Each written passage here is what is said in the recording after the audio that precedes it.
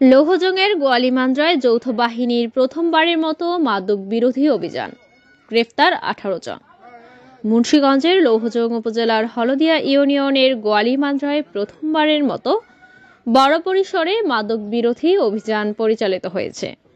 শুক্রবার ভোর 4টা থেকে সকাল 8টা পর্যন্ত যৌথ বাহিনীর সমন্বয়ে পরিচালিত এই অভিযানে বিপুল পরিমাণ মাদক সহ 18 জন মাদক ব্যবসায়ীকে গ্রেফতার করা হয়।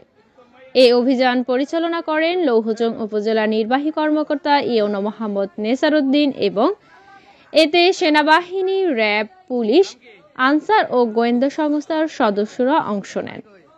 এই অভিযানে বিভিন্ন ধরনের নিষিদ্ধ মাদকদ্রব্য উদ্ধার করা হয়েছে, যার মধ্যে রয়েছে 730 পিস ইয়াবা, হেরোইন 20 গ্রাম, আইস ক্রিস্টাল মেথ 4 গ্রাম, গাঁজা 100 গ্রাম, মাদক বিক্রি, নগদ অর্থ ও স্বর্ণ অলংকার।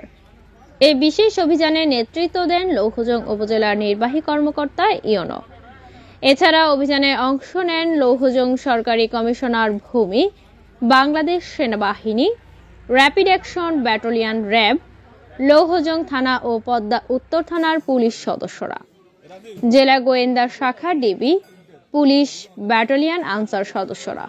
এদিকে দীর্ঘদিন ধরে গোয়ালিমান্দ্রা মাদক ব্যবসার জন্য কুখ্যাত ছিল। প্রশাসনের তথ্য অনুযায়ী এ এলাকা মাদক কারবারির জন্য একটি গুরুত্বপূর্ণ ঘাঁটি হিসেবে পরিচিত ছিল, যেখানে ইয়াবা, হেরোইন, আইস ও গাঁজা অবৈধ বেচাকেনা চলত এবং বিভিন্ন স্থানে চুরি, ডাকাতি, হামলা, মালামাল ক্রয় বিক্রয় করা হতো।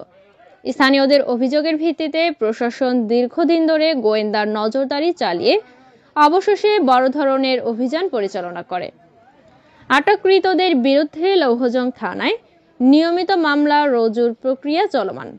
সংশ্লিষ্ট কর্মকর্তারা জানিয়েছেন, মাদক নির্মূলে এ ধরনের অভিযান ভবিষ্যতেও অব্যাহত থাকবে এবং মাদক চক্রের মূল হোতাদের চিহ্নিত করে আরও কঠোর ব্যবস্থা নেওয়া হবে।